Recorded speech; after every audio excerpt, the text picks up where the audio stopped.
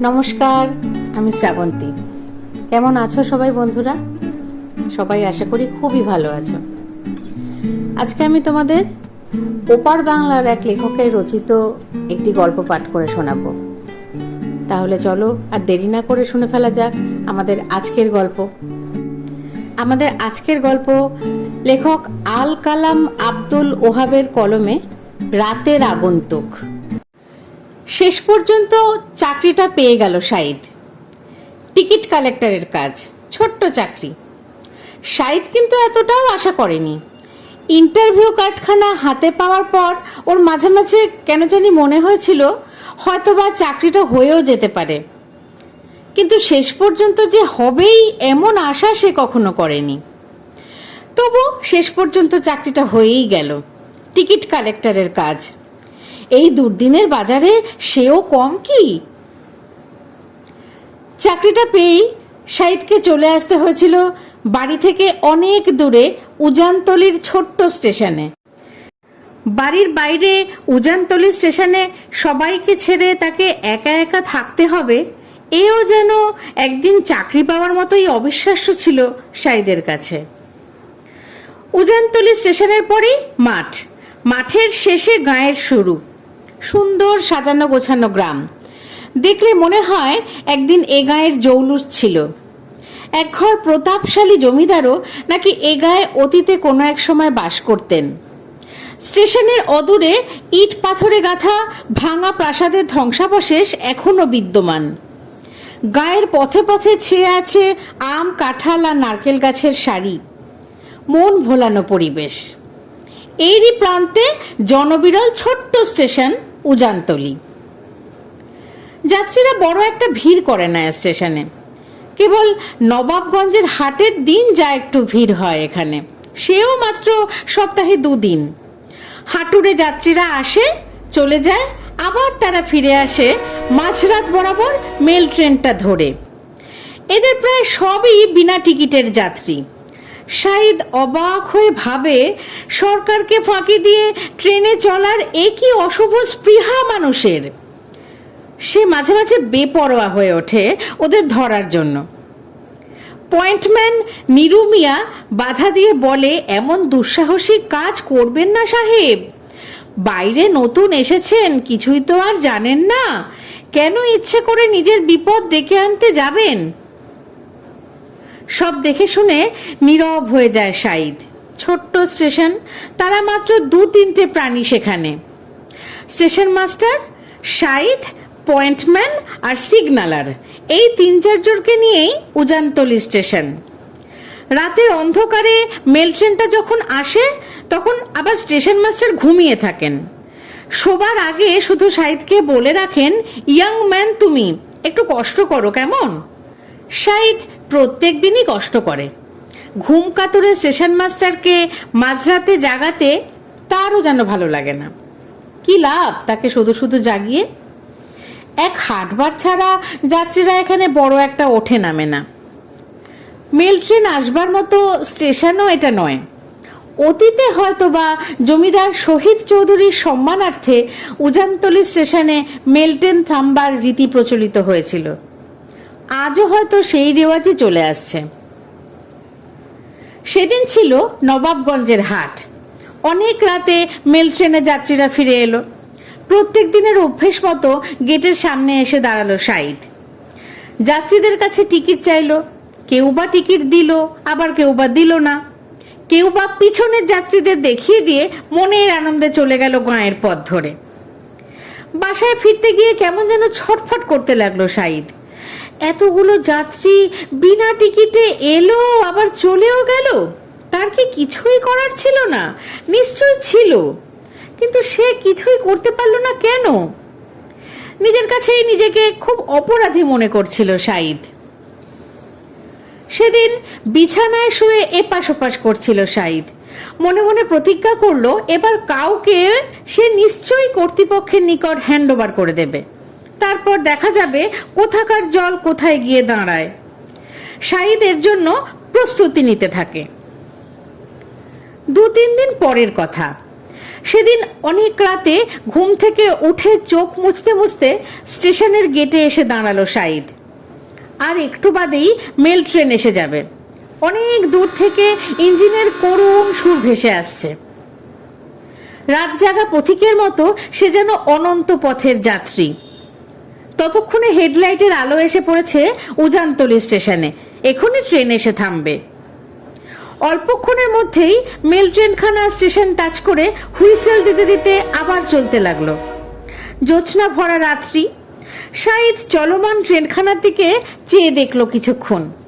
তারপর এদিক ওদিক তাকিয়ে দেখলো সে কেউ স্টেশনে নেমেছে বলে তার মনে হলো না। সিগন্যালার কাদের মিয়া অনেক দূরে চলে গেছে ঘুম ঘুম চোখে। তাকে আর ভালো করে চেনাও যাচ্ছে না অন্ধকারে। কে? চমকে উঠল শাহিদ। কে কথা বলে? এই যে আমি। আগন্তুক এগিয়ে এলো শাহিদের কাছে। বলল, দেখুন, এদিকে আমি আগে কোনো সময় আসিনি, পথঘাট কিছুই চিনি না, আপনি যদি একটু সাহায্য করতেন। নিশ্চয়ই, কিন্তু কোথায় যাবেন আপনি? আগে যখন আসেননি তখন রাতে না আসাই ভালো ছিল। তা যখন এসেই পড়েছি তখন কি আর করা যাবে। তা তো বটেই, কিন্তু কোথায় যাবেন তা তো বললেন না। উজানতলি গায়ের জমিদার বাড়িটার ওদিকে। জমিদার বাড়ির ওদিকে? শাহিদ একটু অবাক হলো। বলল, জমিদার বাড়ি এখন পৌর বাড়ির মতোই শুনেছি, ওদিকে আপনি কি করতে যাবেন? না, আমি ঠিক জমিদার বাড়িতে যাব না, তবে কিনা ওর কাছাকাছি, মানে ওদিকটাতেই যাব আর কি। আপনি যদি দয়া করে পথটা আমাকে দেখিয়ে দেন। উজানতলিতে পরিচিত কেউ আছে নাকি আপনার? হ্যাঁ, আমার মামাতো বোনের বাড়ি, কোনোদিন আসিনি কিনা তাই। শাহিদ একটু ইতস্তত করে বলল, ওই যে সামনের ইট উঠানো রাস্তাটা দেখছেন, ওটা ধরে মিনিট 20 হেঁটে গেলে সামনে একটা বড় বট গাছ দেখতে পাবেন। গাছটার গোড়া দিয়ে রাস্তাটা ডান হাতে মোড় নিয়েছে। ওখান থেকে মিনিট 2 চলার পরই জমিদার বাড়ির সীমানা। ও আচ্ছা আচ্ছা, ধন্যবাদ। লোকটা আর কিছু না বলেই রাস্তাটার দিকে এগিয়ে গেল। শাহিদ অবাক হয়ে গেল লোকটার ব্যবহারে। টিকিট না দিয়েই সে চলে যেতে চাইছে, আশ্চর্য। শাহিদ কি জন্য একটু ভাবলো, তারপর এগিয়ে গেল লোকটার দিকে। জোছনা লোকে তাকিয়ে দেখলো ময়লা জামা কাপড়ের মধ্যে উস্কো খুস্কো একটা লোক শঙ্কিত দৃষ্টি মেলে বারবার এদিক ওদিক তাকাচ্ছে।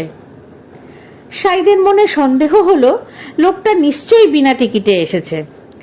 সে এবার সাহসে ভর করে এগিয়ে গিয়ে জিজ্ঞাসা করলো, সাহেব, আপনার টিকিট?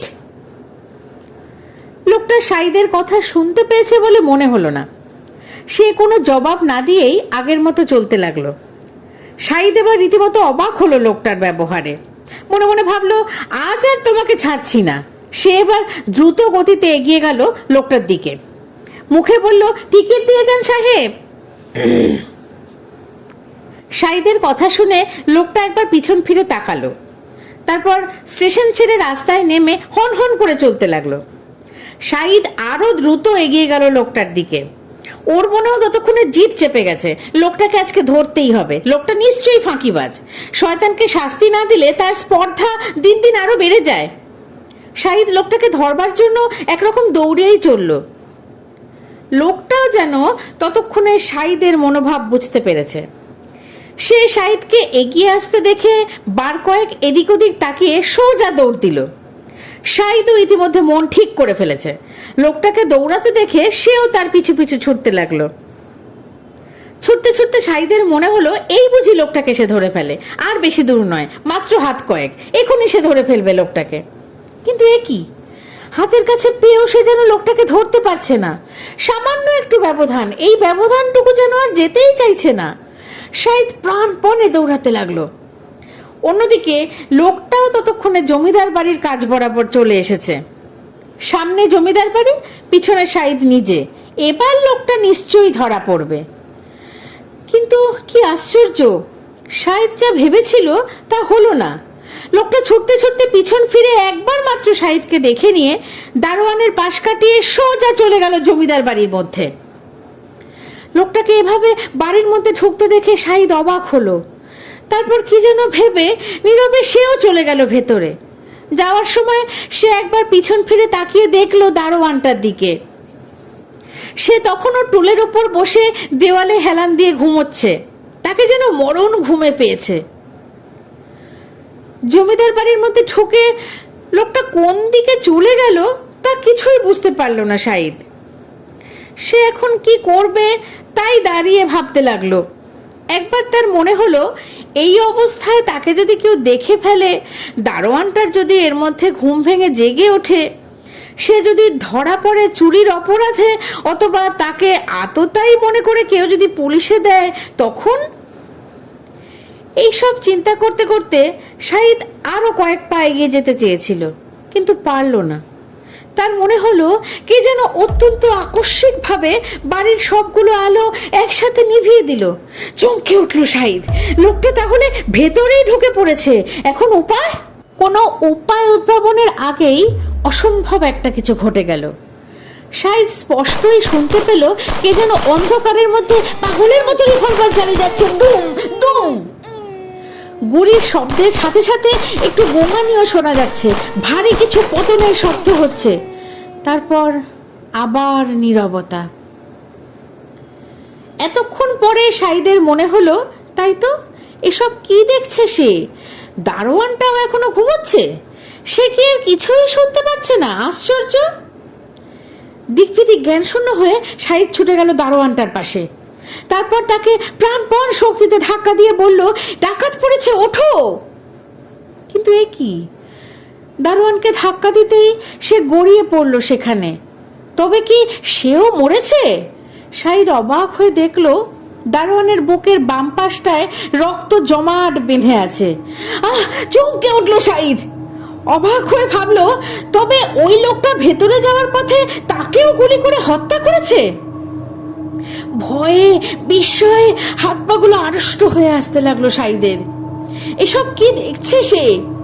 সদর দরজাটা পার হতে গিয়ে তার মনে হলো খিলান ঘুরানো জমিদার বাড়ির গেটটা ভেঙে পড়েছে অনেকদিন আগেই। আগাছা লতা পাতায় ভরে গেছে এদিক ওদিক। পথঘাট কিছুই চেনা যায় না। তবে শাহিদ এবার সত্যিই চমকে গেল। এ কোথায় এসেছে সে? এবার তার মনে পড়ে গেল জমিদার বাড়ির কথা। অনেকদিন আগেই তো এ বাড়ির লীলা খেলা শেষ হয়ে গেছে। সে ভয় ভয় আর একবার পিছন ফিরে তাকালো। দেখলো কোথায় জমিদার বাড়ি, কোথায় কি? তার বদলে সেখানে মুখ থুবড়ে পড়ে আছে অতীতের সাক্ষী স্বরূপ ইট পাথরের ভগ্নস্তূপ। এরপর শাহিদ আর দাঁড়ায়নি। মরি বাঁচি করে কোন দিক থেকে কোথায় সে ছুটে পালিয়ে গিয়েছিল সে কথা আজও শাহিদ ঠিক করে বলতে পারে না। পারার কথাও না যদিও। তবে এটুকু সে বলতে পারে, পরদিন ভোর রাতে স্টেশনে আসার আগে পয়েন্টম্যান নিরু মিয়া তাকে অজ্ঞান অবস্থায় নাকি পড়ে থাকতে দেখেছিল রাস্তার ওপাশে বুড়ো বটগাছটার কাছ বরাবর। সব শুনে উজানতলি গায়ের বুড়োরা বলেছিল, ঘটনা মিথ্যে নয় সাহেব, কিন্তু শেষ পর্যন্ত আপনিও এসব অশরীরী আত্মাদের কবলে পড়বেন তা ভাবতে পারিনি। এত সব ঘটনার পর উজানতলি স্টেশনে পড়ে থাকার কথা আর ভাবতে পারিনি শাহিদ। সেদিনই কর্তৃপক্ষের নিকট ছুটির দরখাস্ত পাঠিয়ে দিয়ে সন্ধ্যার আগেই খুলনা ট্রেনটা ধরেছিল সে। যাওয়ার আগে বাকি কাহিনীটুকু বুড়োদের মুখেই শুনেছিল সে। চমকে গিয়েছিল ঘটনাটা শুনে। উজানতলির জমিদার শহীদ চৌধুরীর সঙ্গে মণিপুরের জমিদার কাসিম আলী শত্রুতা ছিল বংশ পরম্পরায়। শহীদ চৌধুরীর সময় এই শত্রুতা প্রবল আকার ধারণ করে। কাসিম আলী ছলে বলে শহীদ চৌধুরীকে জব্দ করার মতলবে ছিলেন। শেষ পর্যন্ত তিনি ভাড়া করা গুন্ডা পাঠান উজানতলি গাঁয়ে। আততায়ী একদিন গভীর রাতের অন্ধকারে এলো উজানতলি স্টেশনে। টিকিট কালেক্টর সাহেবকে জিজ্ঞাসা করে কৌশলে জেনে নিল জমিদার শহীদ চৌধুরীর সব খবর। তারপর একসময় রাতের অন্ধকারে অদৃশ্য হয়ে গেল সেই আততায়ী। অদৃশ্য আততায়ী কিন্তু শেষ পর্যন্ত ধরা পড়েছিল। খুনের অপরাধে তার ফাঁসি হয়েছিল। সেই থেকে গভীর নিশীথে চারদিক যখন নিস্তব্ধতায় ভরে ওঠে, ঠিক সেই সময় মাঝে মাঝে দেখা যায় কে যেন রিভলভার হাতে পাগলের মতো ছুটে বেড়াচ্ছে জমিদার বাড়ির আশেপাশে, এদিকে ওদিকে। ভয় আর কেউ সেদিকে পা বাড়ায় না। বসতি শূন্য হয়ে পড়েছে ওদিকটা, গুলমলতায় ভরে গেছে জমিদার বাড়ির চত্বর। তাহলে কেমন লাগলো বন্ধুরা আমার আজকের পাঠ করা গল্পটি? প্লিজ তোমরা সবাই আমাকে কমেন্ট করে জানিও। তোমরা সবাই গল্প শুনছো, কিন্তু সবাই কিন্তু সাবস্ক্রাইব, লাইক, কমেন্ট সেভাবে করছো না এখনো। প্লিজ তোমরা সবাই লাইক, কমেন্ট, সাবস্ক্রাইব করে আমার পাশে থেকো। তোমাদের সবার সাহায্যেই তো গড়ে উঠবে বং বাংলা ন্যারেটিভস আরও অনেক বড়। সবাই প্লিজ তোমরা পাশে থেকো, কমেন্ট করো, লাইক করো, শেয়ার করো। তাহলে আবার একদিন দেখা হবে বং বাংলা ন্যারেটিভসের তরফ থেকে আরেকটি গল্প নিয়ে। ধন্যবাদ।